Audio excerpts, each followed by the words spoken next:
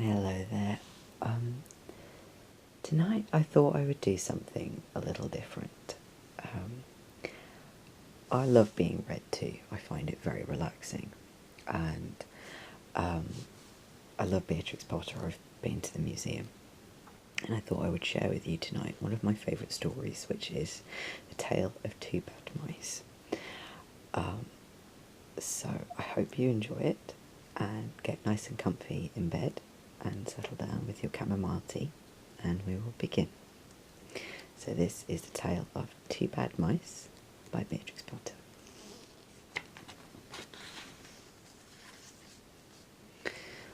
Once upon a time there was a very beautiful doll's house. It was red brick with white windows, and it had real muslin curtains and a front door and a chimney. It belonged to two dolls called Lucinda and Jane. At least it belonged to Lucinda, but she never ordered meals. Jane was the cook, but she never did any cooking because dinner had been bought ready-made in a box full of shavings.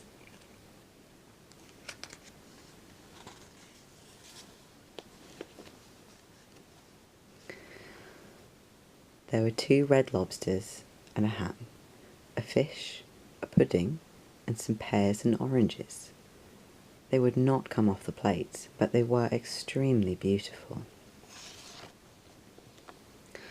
One morning, Lucinda and Jane had gone out for a drive in the doll's perambulator. There was no one in the nursery, and it was very quiet. Presently, there was a little scuffling, scratching noise in the corner near the fireplace, where there was a hole under the skirting board. Tom Thumb put out his head for a moment and then popped it in again. Tom Thumb was a mouse.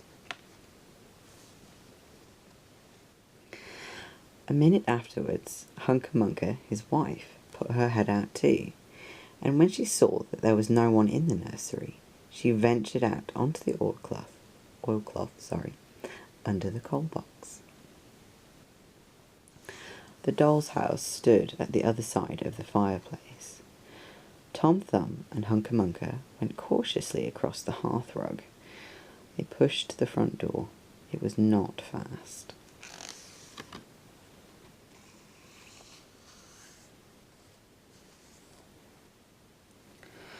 Tom Thumb and Hunca Munca went upstairs and peeped in the dining room. Then they squeaked with joy. Such lovely dinner was laid out upon the table. There were tin spoons and lead knives and forks, and 2 jolly dolly chairs, all so convenient. Tom Thumb set to work at once to carve the ham. It was beautiful, shiny yellow, streaked with red. The knife crumpled up and hurt him. He put his finger in his mouth. "It's not boiled enough. It is hard. You have a try, Hunca Munca." Hunca Munca stood up in her chair and chopped at the ham with another lead knife. "It's as hard as the hams at the cheesemonger's," said Hunca Munca. The ham broke off the plate with a jerk and rolled under the table. "Oh, let it alone," said Tom Thumb. "Give me some fish, Hunca Munca."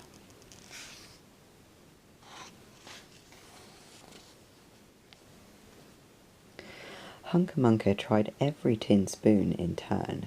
The fish was glued to the dish. Then Tom Thumb lost his temper.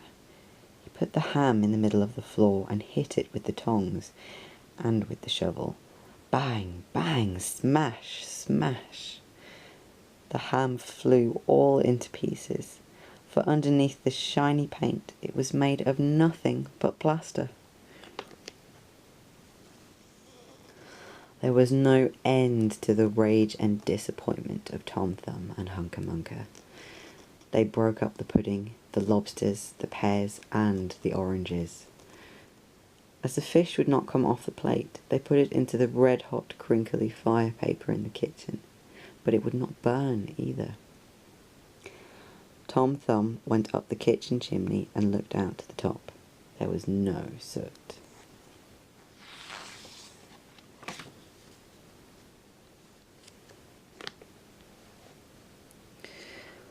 While Tom Thumb was up the chimney, Hunca Munca had another disappointment.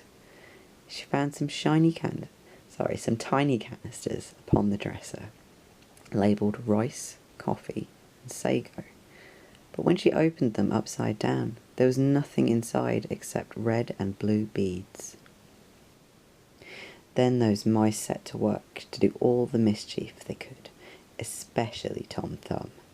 He took Jane's clothes out of the chest of drawers in her bedroom and threw them out of the top floor window. But Hunca Munca had a frugal mind. After pulling half the feathers out of Lucinda's bolster, she remembered that she herself was in want of a feather bed. With Tom Thumb's assistance, she carried the bolster downstairs and across the hearthrug. It was difficult to squeeze the bolster into the mouse hole, but they managed it somehow. Then Hunca Munca went back and fetched a chair, a bookcase, a bird cage, and several small odds and ends. The bookcase and the bird cage refused to go into the mouse hole.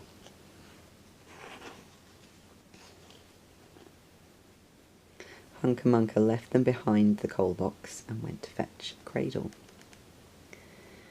Hunca Munca was just returning with another chair when suddenly there was a noise of talking outside upon the landing. The mice rushed back to their hole and the dolls came into the nursery. What a sight met the eyes of Jane and Lucinda! Lucinda sat upon the upset kitchen stove and stared, and Jane leant against the kitchen dresser and smiled, but neither of them made any remark.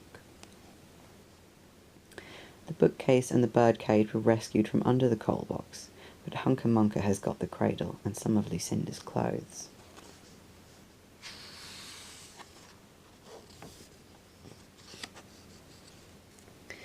She also has some useful pots and pans and several other things. The little girl that the doll's house belonged to said, "I will get a doll dressed like a policeman." But the nurse said, "I will set a mousetrap." So that is the story of the two bad mice. But they were not so very, very naughty after all, because Tom Thumb paid for everything he broke. He found a crooked sixpence under the hearthrug, and upon Christmas Eve, he and Hunca Munca stuffed it into one of the stockings of Lucinda and Jane. And early every morning, before anybody is awake, Hunca Munca comes down with her dustpan and her broom to sweep the dolly's house. The end. Oh, you're still not tired, huh? Oh, well, I think we maybe have time for another one. So how about we'll move on to the tale of Mrs. Tiggywinkle. This is one of my other favourites. So relax and enjoy.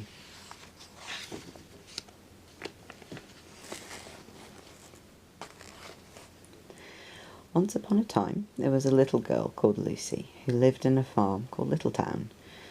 She was a good little girl, only she was always losing her pocket handkerchiefs. One day, little Lucy came into the farmyard crying. Oh, she did cry so. "I've lost my pocket handkin. 3 handkins and a penny. Have you seen them, Tabby Kitten?"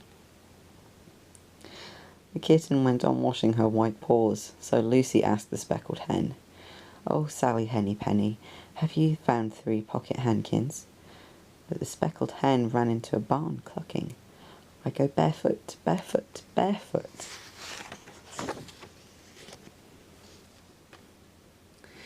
And then Lucy asked Cock Robin, sitting on a twig. Cock Robin looked sideways at Lucy with his bright black eye, and he flew over a stile and away. Lucy climbed upon the stile and looked upon the hill. Behind Littletown, a hill that goes up, up into the clouds, as though it had no top. And a great way up that hillside, she thought, she saw some white things spread upon the grass. Lucy scrambled up the hill as fast as her stout legs would carry her. She ran along the steep pathway, up and up, until Littletown was right away down below. She could have dropped a pebble down the chimney. Presently she came to a spring, bubbling out from the hillside. Somebody had stood a tin can upon the stone to catch the water, but the water was already running over, for the can was no bigger than an egg cup.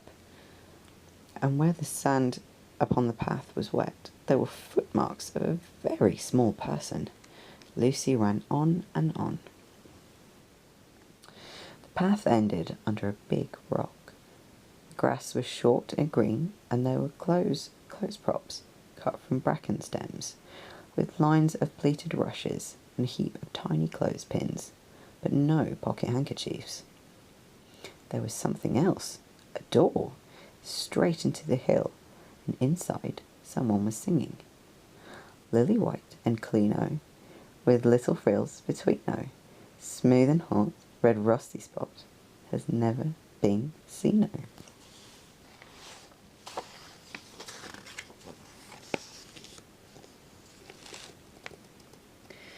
Lucy knocked once, twice, and interrupted the song.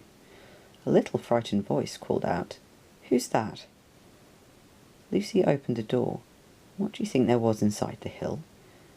A nice clean kitchen with a flagged floor and wooden beams, just like any other farm kitchen. Only the ceiling was so low that Lucy's head nearly touched it, and the pots and pans were small. So was everything there. There was a nice hot, singy smell, and at the table, with an iron in her hand, stood a very stout, short person, staring anxiously at Lucy. Her print gown was tucked up, and she was wearing a large apron over her striped petticoat. Her little black nose went sniffle, sniffle, sniffle, and her eyes went twinkle, twinkle, and under her cap, where Lucy had seen yellow curls, that little person had prickles. "Who are you?" said Lucy. "Have you seen my pocket hankins?" The little person made a bob curtsy. "Oh yes, if you please 'em. My name is Mrs. Tiggywinkle. Oh yes, if you please 'em. I'm an excellent clear starcher." And she took something out of a clothes basket and spread it on the iron blanket. "What's that thing?" said Lucy. "That's not my pocket hankin." "Oh no, if you please 'em. It's a little scarlet waistcoat belonging to Cock Robin." She ironed it and folded it, and put it to one side.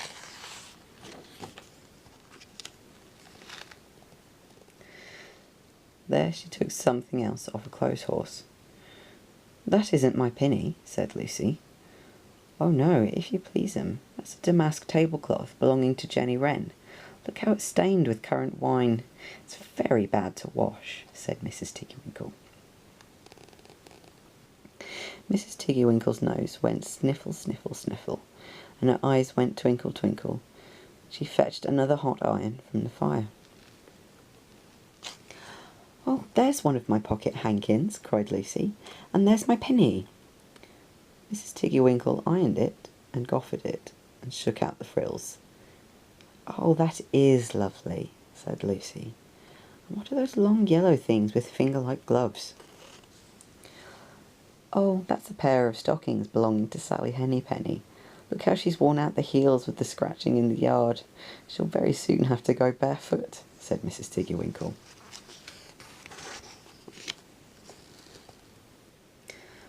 "Why, there's another handkerchief, but it isn't mine. It's red." "Oh no, if you please 'em. This one belongs to old Mrs. Rabbit, and it did so smell of onions. I've had to wash it separately. I can't get out the smell." "Oh, there's another one that's mine," said Lucy. "What are those funny little white things?" "Well, that's a pair of mittens belonging to Tabby Kitten. I only have to iron them. She washes them herself." "Oh, and there's my last pocket hankin," said Lucy. "What are you dipping into the basin of starch?" "Oh, they're little Dicky shirt fronts belonging to Tom Titmouse. Most terribly particular," said Mrs. Tiggywinkle. "Now I've finished my ironing, I'm going to air out some clothes."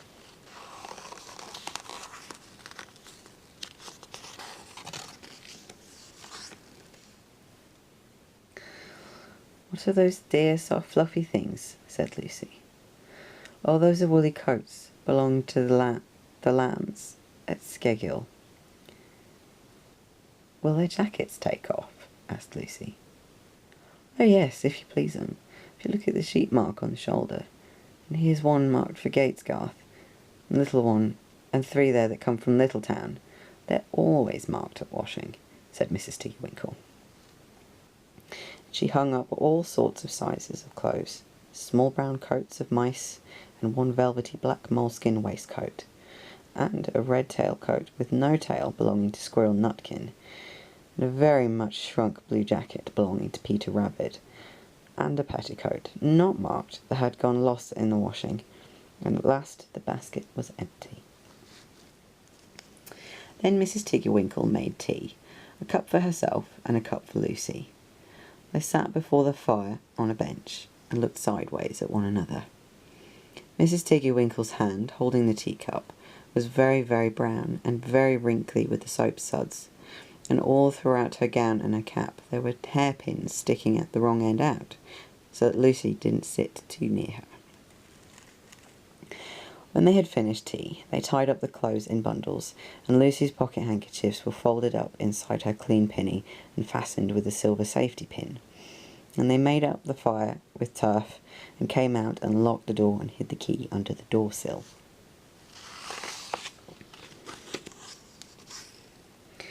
Then away down the hill trotted Lucy and Mrs. Tiggywinkle with the bundles of clothes.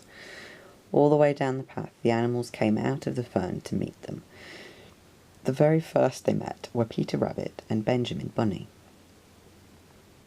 And she gave them their nice clean clothes, and all the little animals and birds were so very much obliged to dear Mrs. Tiggywinkle.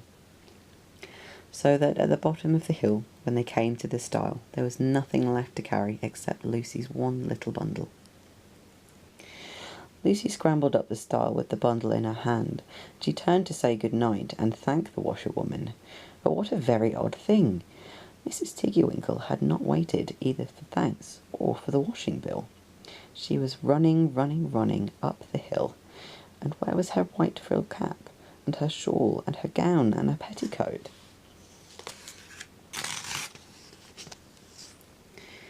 And how small she had grown, and how brown, and covered with prickles. Why, Mrs. Tiggywinkle was nothing but a hedgehog. Now some people say that little Lucy had been asleep upon the stile, but then how could she have found 3 clean pocket handkins and a pinny pinned with a silver safety pin? And besides, I have seen that door into the back of the hill called Cat Bell's, and I'm very well acquainted with Mrs. Tiggywinkle. So that's it. That's the end. I hope you enjoyed those stories. If you would like any more, please let me know, and I hope you have a lovely sleep. Take care now. Bye-bye.